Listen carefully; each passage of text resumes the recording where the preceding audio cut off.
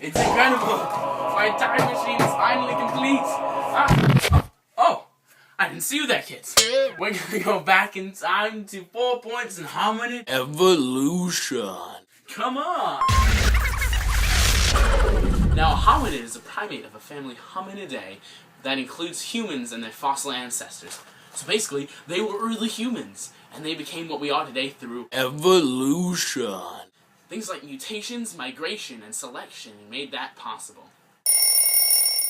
Oh, it looks like we've arrived. Come on. Oh, it's Australopithecus afarensis. Come on.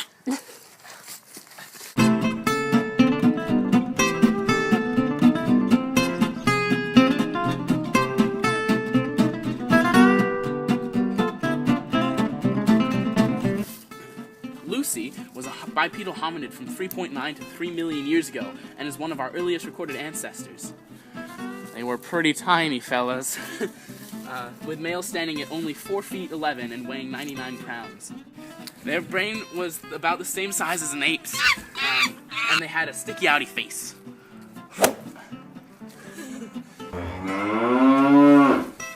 Not much is known about their culture, but we do know that their diet consisted mainly of fruits, nuts, seeds, and tubers, and lived in East Africa in mixed savanna and woodland with lakes and floodplains. Bipedalism gave hominids an advantage as they move out of woodlands and into savannas, because it means they can see farther, and it frees up their hands for holding their young or making tools. Here we have Homo habilis, or handyman, a hominid from 1.9 to 1.8 million years ago. He had a generalized diet that might have included meat and lived in East Africa in mixed savanna and woodland. There was so much variation in this species that some say it might have been 2 species altogether. They had a large brain size and relatively long arms, with hands similar to ours.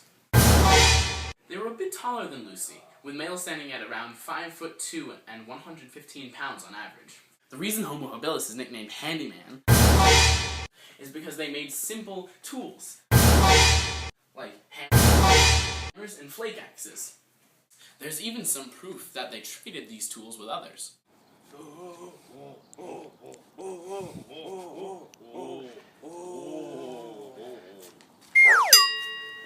Homo erectus was the first true hunter, using spears that had been dated back 400,000 years. They were from Africa, Asia, and Europe, and there was a lot of regional variation, which means that the species differed a lot depending on where it was from. Homo erectus was the first hominid species to discover fire. They had a slightly protruding face, along with modern arm proportions and a basically modern hand, along with long legs and spines. They also made tools like hand axes. Homo erectus also made permanent homes in caves. Okay, only one more species to go. The Neanderthals! The Neanderthals lived between 150,000 and 30,000 years ago. They had a generalized diet, but a reliance on meat. They lived in cool steppe to periglacial tundra and woodlands. They had a very large brain with a higher skull than Homo erectus. They also had no post-orbital construction. Huh? A narrowing of the cranium behind the eye sockets. Whoa? Their face didn't get smaller behind the eyes. Oh. They had smaller teeth with large incisors to help with the meat eating. Neanderthals also had very strong arms and grip, and muscular, robust bodies.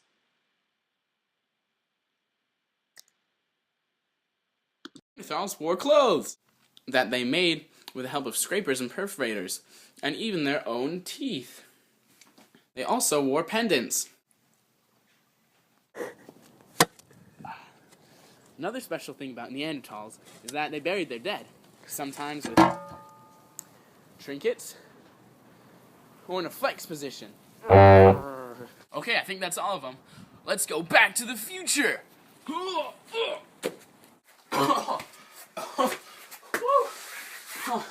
That was crazy. We visited 4 points in hominid evolution. That was easy. Lucy, Homo habilis, Homo erectus, and Neanderthals.